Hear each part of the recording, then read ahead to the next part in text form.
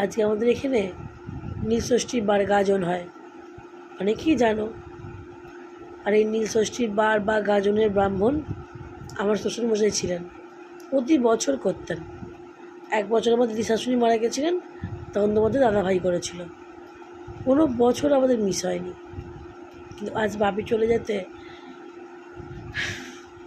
দাদাভাই কালা ওষুধ হয়ে গেছে, আর করতে পারছে না পুজোটা, অন্য ব্রাহ্মণ করছে। আমার ঠাকুমা আমাদের ছেড়ে চলে গেছে, তোমরা জানো আমার ঠাকুমা আমাকে ছেড়ে চলে গেছে, সেই আকাশে তারা হয়ে গেছে। আর আমার শ্বশুরমশাই তো 8 মাস আগেই চলে গেছে।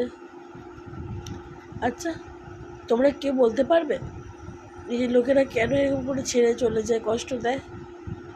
আচ্ছা, আমাদের কাছে থাকলে যে আনন্দটা, সেই যে খুশিটা হবে, সেটা আমাদের থেকে ছেড়ে চলে গেলে হবে? কোথায় চলে গেল, কোথায় চলে গেল? মা খুব কষ্ট পাচ্ছে, সামলাতে পারছি না, জানো বন্ধুরা, কিসে করবো। হায় ঈশ্বর।